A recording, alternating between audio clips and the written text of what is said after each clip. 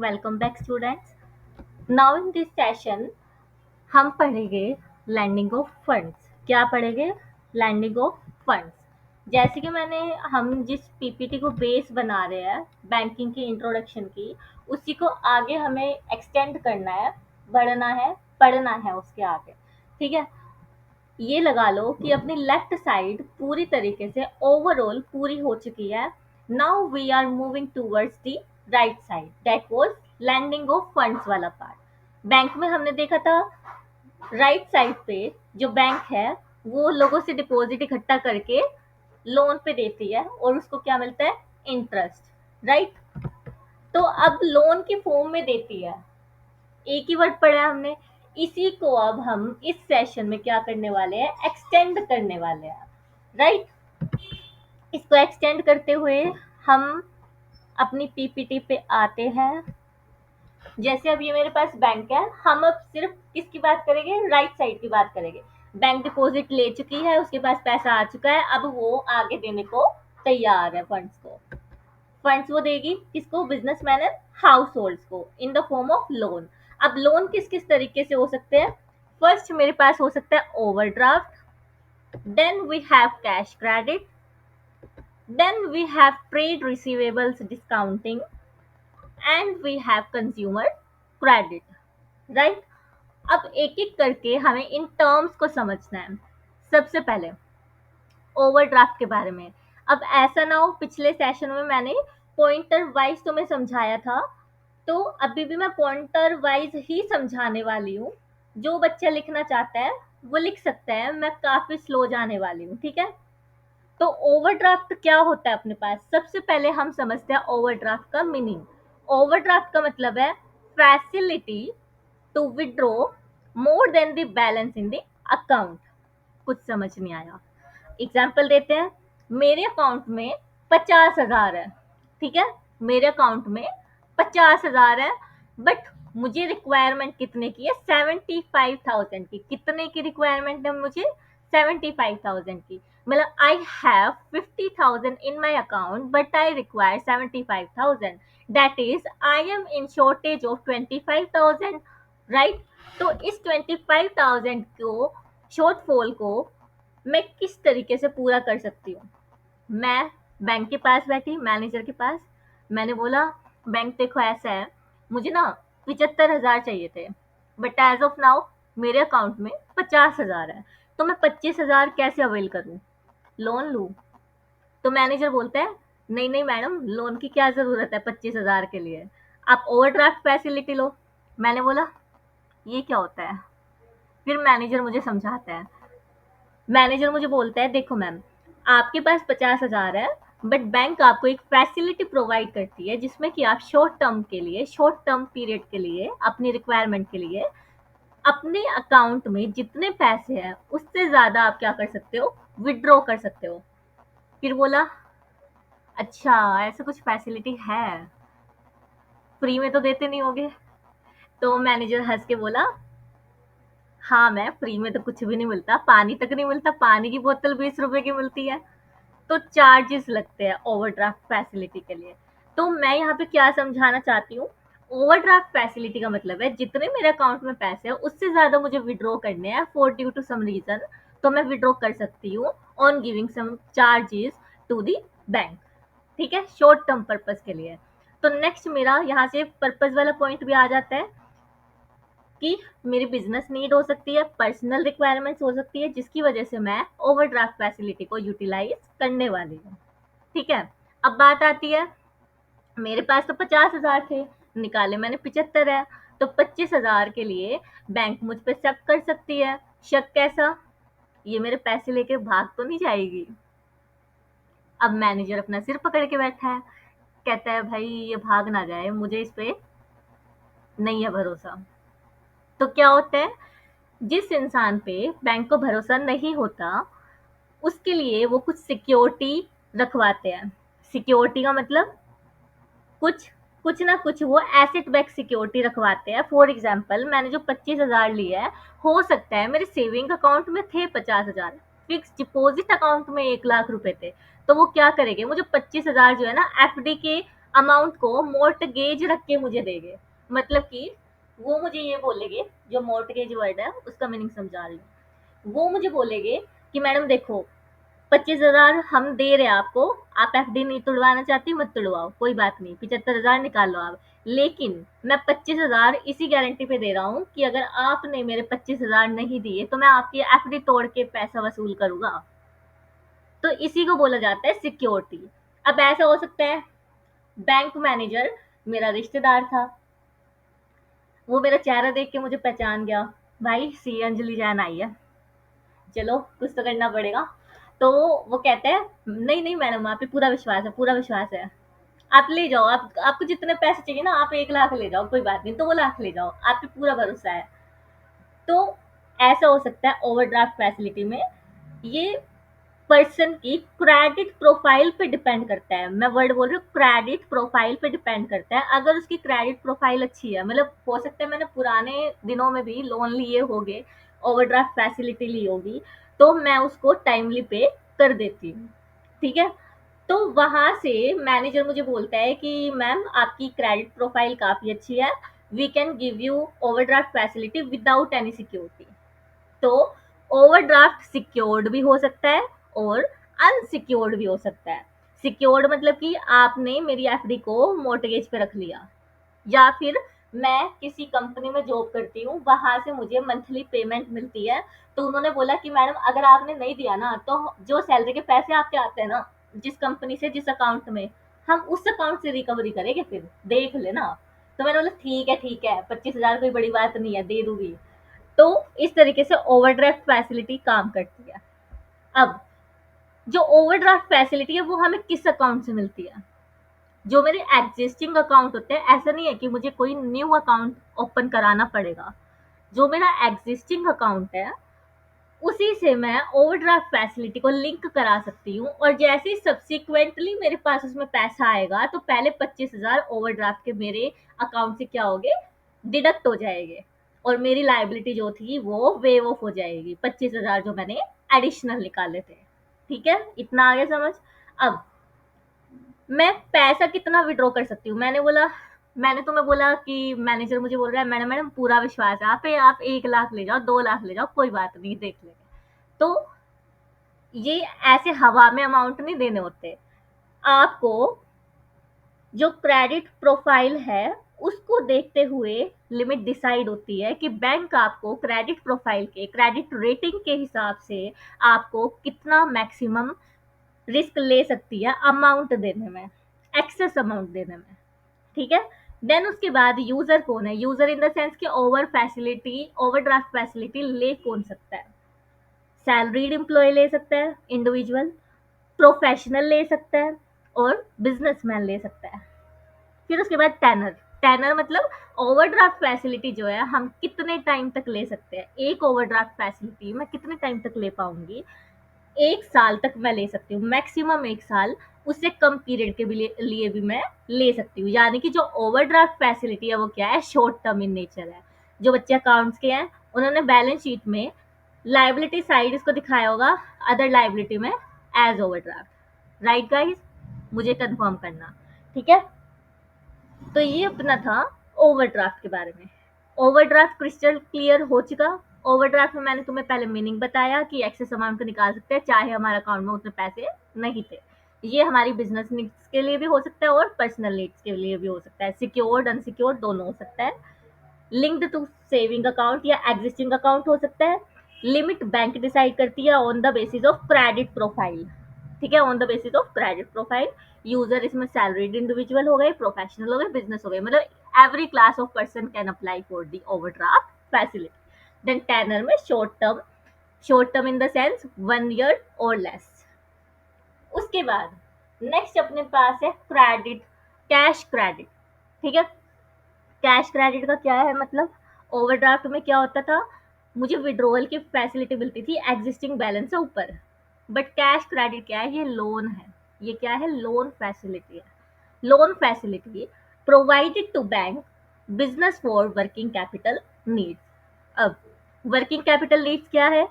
Working capital हमें पता है ना क्या होती है, current asset minus current liability. ये हो गए अपने अकाउंट्स के बच्चे, तुम साइड में जाओ, हमें तुम्हारी भाषा समझ नहीं आती। तो वर्किंग कैपिटल क्या है मेरे पास, जो मेरे रोजमर्रा के खर्चे होते हैं बिजनेस को चलाने के लिए। मतलब ऐसा नहीं कि मैंने मशीन परचेज करनी थी, बिल्डिंग खड़ी करनी थी ना, ये मेरे क्या होते हैं, कैपेक्स होते हैं, कैपिटल एक्सपेंडिचर होते हैं। बट इसके अलावा जो मेरे पास एक्सपेंडिचर आ रहे हैं रोजमर्रा, मेरे को एम्प्लॉयज की सैलरी देनी है, मतलब रिवेन्यू एक्सपेंडिचर्स हो गए, जो कि बहुत बड़े नहीं होते बट रोज के होते हैं, जिसके बिना मेरा बिजनेस चल नहीं सकता। तो उस नीड को फुलफिल करने के लिए मेरे पास पैसे नहीं है, तो मैं वहां पे क्या ले सकती हूँ, कैश क्रेडिट फैसिलिटी ले सकती हूँ, यानी लोन ले सकती हूँ। ठीक है, किसके लिए, वर्किंग कैपिटल रिक्वायरमेंट के लिए। तो यहाँ से मुझे मीनिंग समझ आया, ये एक लोन फैसिलिटी है। पर्पस इसका क्या है, वर्किंग कैपिटल रिक्वायरमेंट को सैंक्शन कराना। ठीक है, अब बात करते हैं, पैसे तो मैंने यहाँ से भी ले लिए,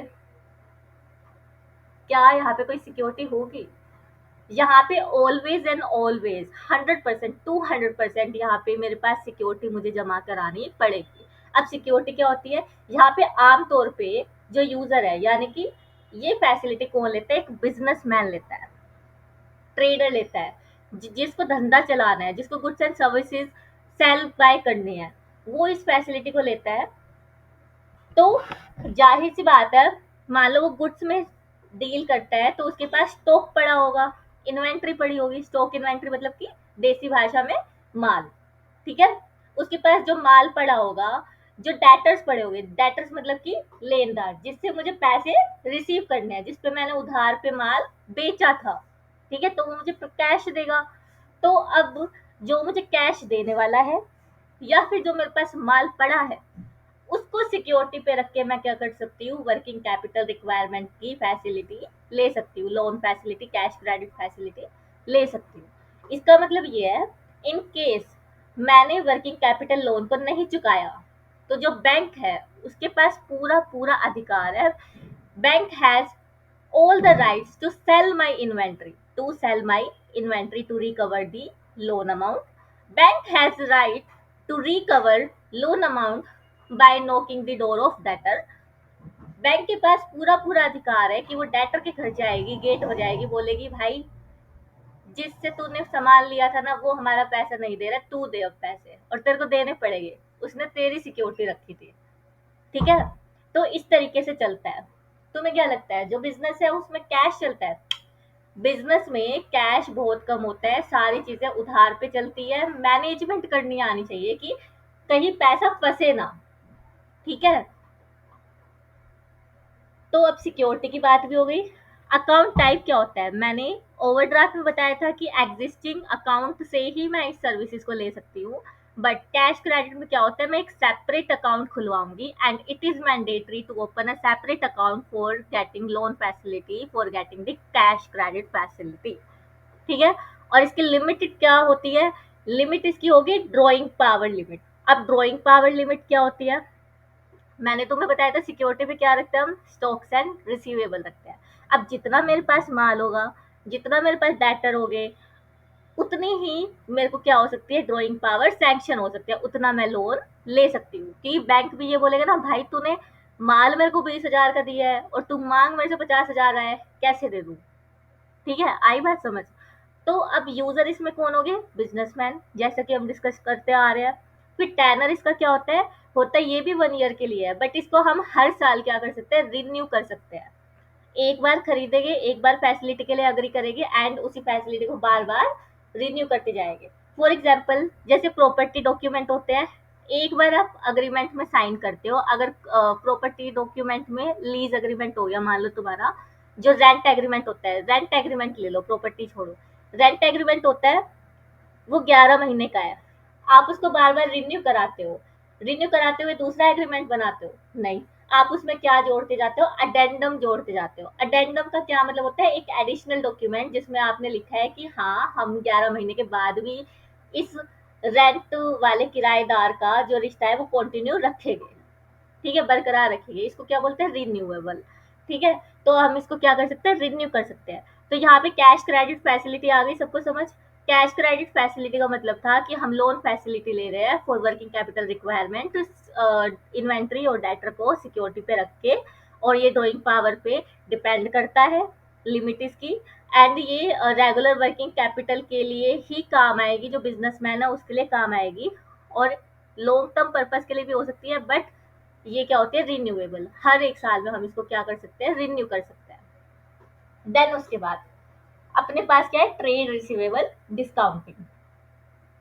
कई बार क्या होता है, कई बार क्या, हमेशा ही ऐसा होता है, कभी कभी हमारे पास बड़े ग्राहक आ जाते हैं बिजनेस में, उनको ऑर्डर चाहिए होता है, और हमें भी लॉन्ग टर्म रिलेशन बनाना होता है अपने कस्टमर के साथ, कि ठीक है आज मैं इसको माल थोड़ा उधार में बेच रहा हूँ, मेरी क्वालिटी अच्छी है माल की, ये कस्टमर मेरा रेगुलर कस्टमर बन सकता है।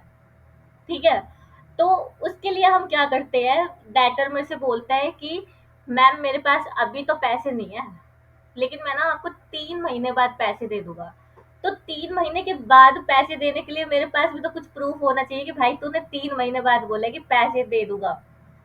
तो उस डॉक्यूमेंट को हम क्या बोलते हैं, बिल्स रिसीवेबल बोलते हैं। ठीक है, बिल्स रिसीवेबल बोलेंगे उसको, मतलब पहले वही इंसान मेरे लिए ट्रेड डेटर था, ट्रेड रिसीवेबल था, अब उसने मेरे को एक डॉक्यूमेंट थमा दिया कि देखो ये बिल बना दिया मैंने, इस पे मैंने ये भी लिख दिया है कि मुझे 3 महीने बाद सो एंड सो कंपनी को 3 लाख रुपए देने हैं। ठीक है, अब ट्रेड रिसीवेबल डिस्काउंटिंग का क्या मतलब है, अभी मैंने आपको बताया बिल्स रिसीवेबल का क्या मतलब है, मतलब जो डेटर है मुझे कैश के बदले जो वो मुझे कमिटमेंट दे रहा है 3 महीने बाद देने का, तो उसके पास मेरे लिए रिटर्न अग्रीमेंट होना चाहिए, रिटर्न प्रूफ होना चाहिए, I should say proof, return proof होना चाहिए। तो वो मुझे एक कागज पे लिख के देता है, अपने साइन करेगा और मेरे भी करवाएगा, मतलब कंपनी के करवाएगा, कंपनी खुद साइन नहीं कर सकती, हमने सेकंड चैप्टर में पढ़ा था, उसकी एक कॉमन सील होती है, वो स्टैंप लगा देंगे। ठीक है, तो अब क्या होगा, अकाउंट्स वाले जो बच्चे हैं, मे बी हो सकता है उन्होंने ये चैप्टर पढ़ा हो या ना पढ़ा हो, बट मैं थोड़ा फिर भी कोशिश करती हूँ उसको समझाने की कि ट्रेड रिसीवेबल डिस्काउंटिंग क्या होती है। ध्यान से समझते हैं, बेसिक बेसिक सी एंट्री है, ये मैंने नोट्स बनाए थे हैंड रिटन तुम्हारे लिए। तो यहाँ पे क्या होगा, प्रैक्टिकल एग्जांपल देखते हैं। सबसे पहले क्या हुआ, मैंने, कंपनी ने राम को क्या किया, गुड सोल्ड किया। ठीक है, अब उसने मुझे पैसे तो दिए नहीं, तो मेरी एंट्री क्या होगी, डेटर टू सेल्स, जिसको मैं सामान बेचती हूँ उसको क्या बोलती हूँ, डेटर। देखो ये बिजनेस की क्लास है, अकाउंट्स में तुमने बहुत डिटेल में पढ़ रखा होगा, बट बिजनेस में मैं इसीलिए डिटेल में पढ़ा रही हूँ। हो सकता है तुम इन चीज को ज्यादा फर्स्ट टाइम ही पढ़ रहे हो, बिजनेस को तुमने अकाउंट्स ना उठाया हो, पहले बिजनेस पढ़ने का मन बना लिया हो, तो इसलिए बता रही हूँ। ठीक है, जिसको आते हैं वे स्किप भी कर सकते हैं, कोई बात नहीं। तो पहले मैंने सामान बेचा, राम टू सेल्स लिख दिया, राम कौन था, डेटर था मेरा, 50,000 की सेल की थी। ठीक है, अब क्या हुआ, राम ने मुझे एक हाथों हाथ क्या दे दिया, बिल दे दिया, कागज दे दिया, उस पर लिख के बोला उसने कि मैं 3 महीने बाद सो एंड सो कंपनी को 50,000 रुपये दे दूंगा। इतना हुआ, तो अभी सेंट्री का क्या इफेक्ट रहेगा, जो डेटर है, डेटर तो मेरा बैलेंस शीट में चला जाएगा, है ना, और जो सेल्स है वो किस में आ जाएगी, प्रॉफिट एंड लॉस अकाउंट में आ जाएगी। ये हो गया, डबल इफेक्ट पड़ता है ना हमारा। उसके बाद जो बिल रिसीवेबल है, वो भी मेरी क्या होती है, एसेट होती है, जैसे डेटर मेरी एसेट होती है ना, ऐसी बिल्स रिसीवेबल भी एसेट होती है। अब क्योंकि राम ने मेरे को हाथों हाथ दे दिया था, पहले तो डेटर मैंने क्रिएट कर लिया था, अब क्योंकि डेटर की जगह अब उसने मेरे को एक क्या दे दिया, कागज दे दिया, जिसको बैंक में दिखा के मैं पैसे ले सकती हूँ। तो मैंने उसका नाम हटाया बैलेंस शीट से, और क्या लिख दिया, बिल रिसीवेबल। ये भी क्या है, मेरी एसेट है। एसेट मेरी कितने की बच गई, 50,000 की। यहाँ से 50,000 कटे और यहाँ पे ऐड हो गए। पीएल में तो कोई इफेक्ट जाएगा नहीं, क्योंकि दोनों ही आइटम किसके हैं, बैलेंस शीट के आइटम है, तो प्रॉफिट एंड लॉस में तो कुछ इम्पैक्ट नहीं जाना। ये दो एंट्री आ गई समझ। अब क्या हुआ, 3 महीने तक मैं वेट नहीं कर पाई, मेरा पैसा कहीं और फंसा हुआ था, और मुझे मेरे सप्लायर को पैसा देना था। सप्लायर मुझे बोल रहा है मैडम पैसे दो पहले एडवांस में, नहीं तो मैं माल नहीं भेजूंगा। ठीक है, अब ऐसे तो मेरा बिजनेस रुक जाएगा। तो इसलिए क्या हुआ, मैं सोचा देख मुझे 30,000 की रिक्वायरमेंट है, 40,000 या 50,000 हो सकता है बैंक से नेगोशिएट करके मुझे मिल जाए। तो मेरा क्या किया मैंने, मैं बैंक गई, मैनेजर के पास बैठी, मैनेजर को मैंने बोला देखो मेरे पास ये बिल्स रिसीवेबल है, आप इसको लो और मेरे को पैसे दो। तो वो बोलता है मैडम 50,000 नहीं मिलेंगे, पता है ना आपको चार्जेस लगते हैं। तो उसने क्या किया, मेरी भी मजबूरी थी, मैंने, पता है, मैंने बेवकूफ़ी ये की, मैंने ना बैंक मैनेजर को बता दिया कि ना उधर से ना सप्लायर मेरे को डंडा दे रहा है कि मैडम एडवांस दे दो ये सब।